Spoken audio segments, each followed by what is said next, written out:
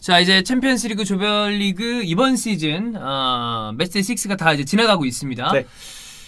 바르셀로나 대 유벤투스 경기는 이제 많은 분들이 메호 대전 때문에 기대를 했고 결과적으로 메시, 호날두가 모두 나왔습니다. 그렇죠. 근데 저는 개인적으로 이 경기에서 메시, 호날두의 어떤 대결보다는 어쨌든 두 팀 다 이번 시즌 감독이 바뀐 팀이고 유벤투스의 피를로는 어쨌든 무패긴 해요. 무승부가 존나 많아서 그렇지. 근데 솔직히 얘기해서 네. 두 감독 다 별로 평가가 지금 안 좋진 좋죠. 않아요. 특히나 쿠만은 최근에 지난 리그에서 카디스한테 지면서 진짜. 완전 위기에 봉착을 해 있는 상태에서 그렇죠. 그럼에도 불구하고 저는 이 경기가 사실 그 메호 대전이라는 타이틀 때문에 축구 팬들의 이목을 집중할 수 있는 부분이 있는 건 사실이나 이미 토너먼트 진출이 확정이 되어 있기 때문에 저는 그래서 라이브로 같이 보는 거는 이제 라이프치히 맨유를 선택을 했거든요. 뭐 어쨌든 그래도 이 경기는 우리가 체크해봐야 될 만한 부분이 있고 그리고 뭐 우리나라에서 좀 절대 옹호받을 수 없는 짓을 한 놈입니다만 어쨌든 또 득점을 하면서 네. 챔피언스리그에서만큼은 확실히 호날두다라는 그쵸? 걸 보여줬습니다. 일단 경기가 주목도가 또 덜할 수밖에 없었던 게 아무리 조 1위 자리가 결정되지 않았다고 해도 사실 유벤투스가 사실상 바르셀로나를 3골 차로 이겼어야 했어요. 네. 왜냐면 2골 차로 이긴다고 생각을 해버리면 2대0으로 이겨도 안 되는 거였는데 예. 2대0으로 이겨도 유벤투스는 승자승 자체는 경우의 수가 똑같아지지만 전체 골 득실에서 바르셀로나에게 밀리기 때문에 네. 2대0으로 이겨도 결국 유벤투스는 그냥 2위 자리에 머물 수밖에 없었어요. 그렇죠. 사실상 3골을 넣는다 생각하고 들어가야 되는데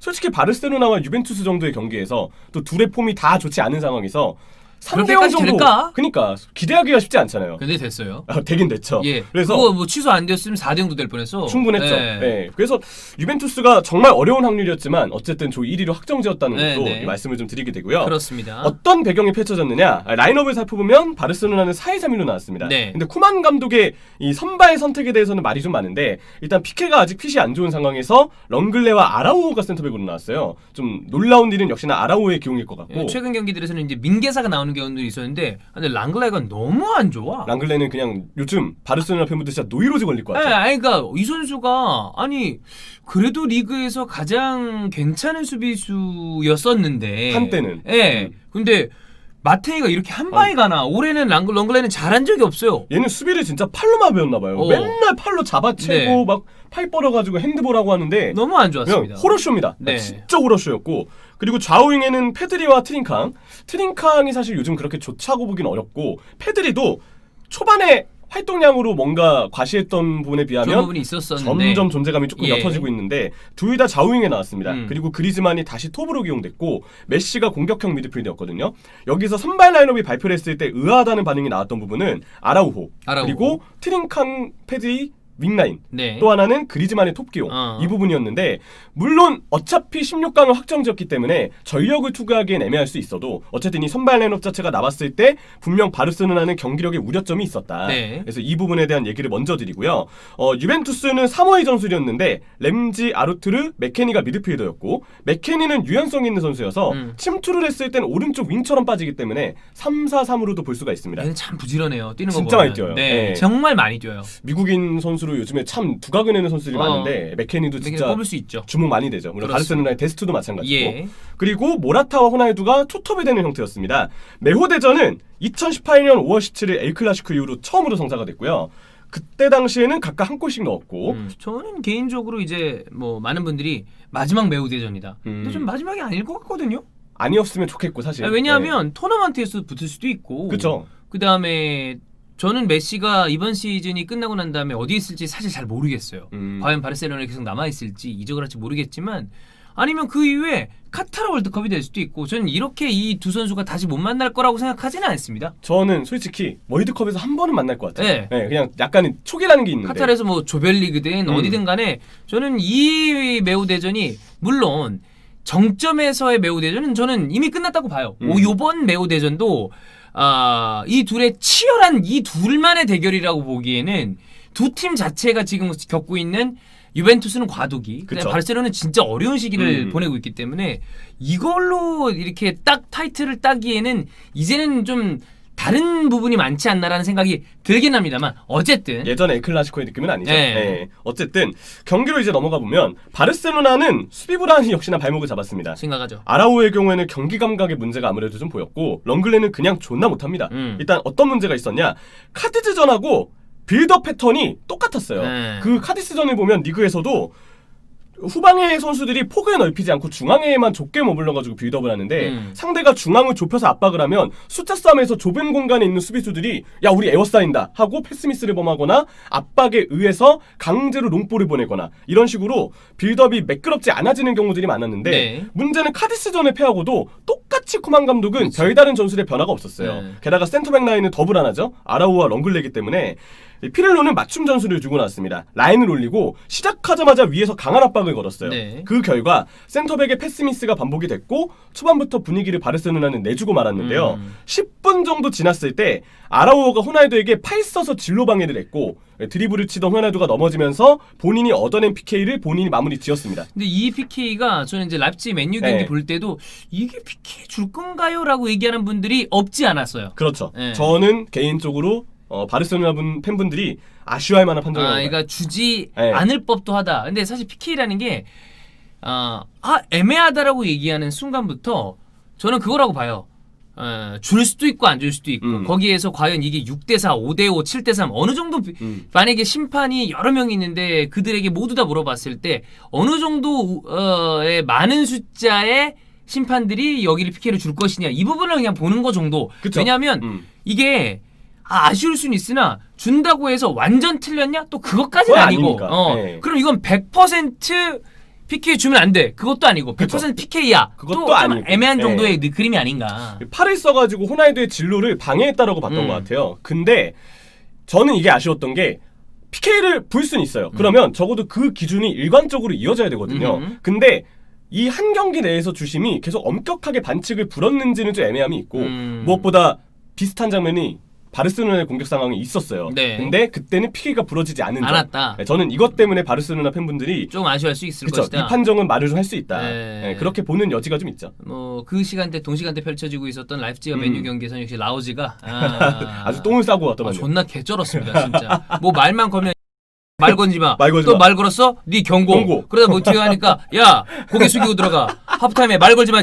얘들아 숙이고 들어가. 어? 아니 막 이러면서. 라우즈가 주심하면 무슨 초등학교 그 수련회 있잖아요. 그래 수련회야. 교관이야 교관. 그래.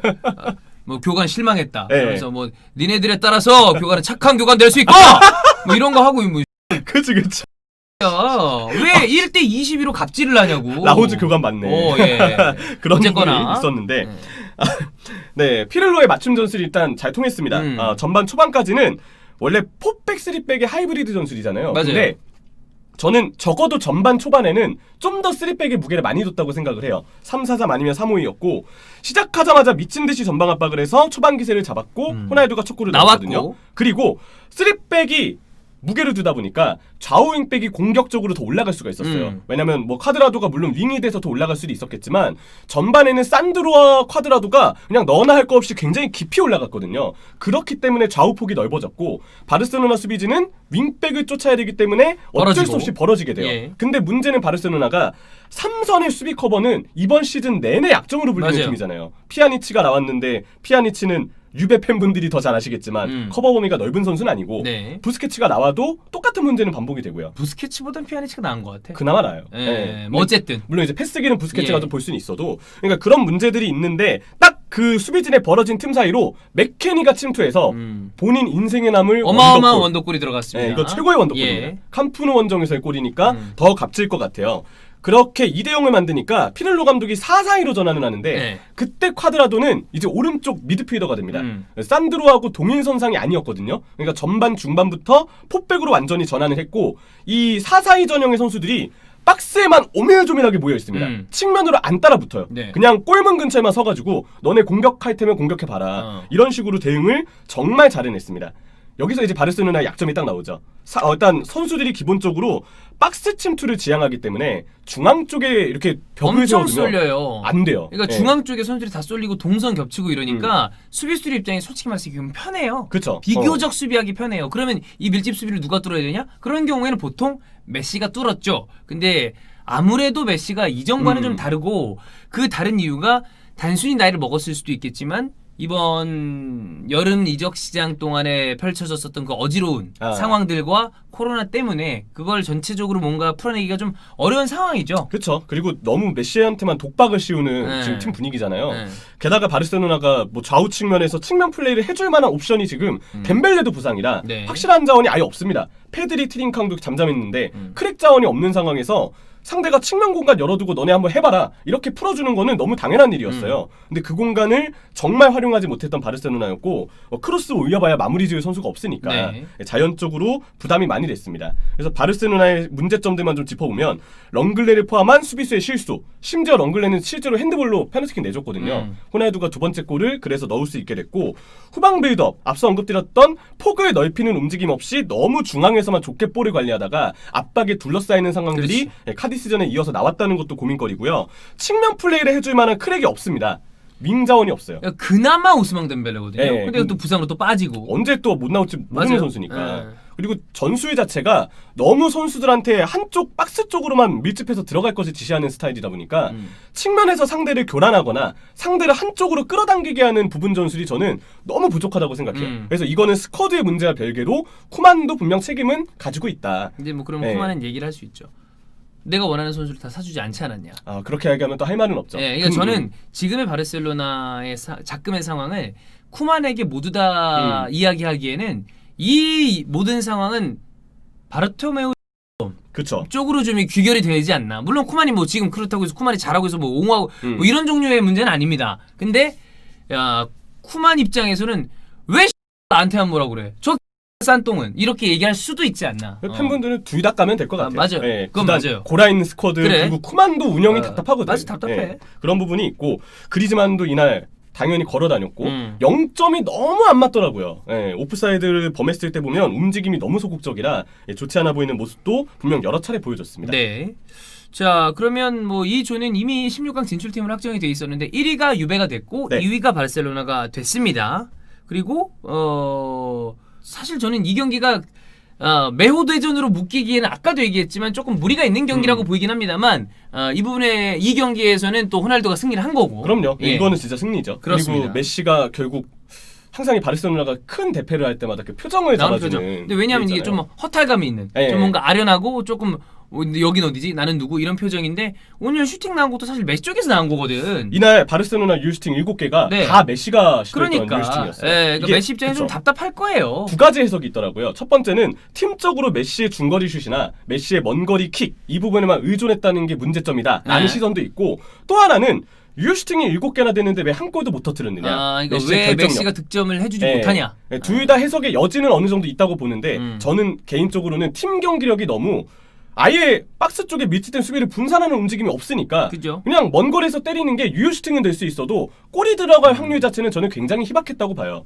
메시의 결정력은 길게 봤을 때 비판할 요소지 이 경기 한정해서 봤을 때는 팀 경기력 자체가 지금 너무 심각하다. 그리고 이 문제를 다루는 게 저는 더 맞아 보이더라고요. 그렇습니다. 아까 얘기했지만 호날두는 뭐 PK 왜냐면 이거 뭐 물론 일반적인 필드골보다는 PK가 쉽죠. 확률도 높고. 근데 PK 잘 차는 것도 능력이거든요. 왜냐면 PK 놓쳐서 경기 어그러지는 경우도 우리가 많이 봤잖아요. 그렇죠. 그리고 호날두도 모라타도 내려와서 드리블하거나 연계해주는 역할을 해줘서 경기 관여도를 무시할 수 있는 선수들이 아니에요. 특히 그럼요. 호날두는 레알 시절보다 좀 더 경기 관여가 많이 된다고 보이고 콰드라도는 또 3경기 연속 도움이거든요. 네. 요즘에 챔피언스 리그에서도 리그에서도 콰드라도의 이 윙백 윙어 자리에서의 활약이 아주 돋보이는 점도 특이점이죠. 그렇습니다.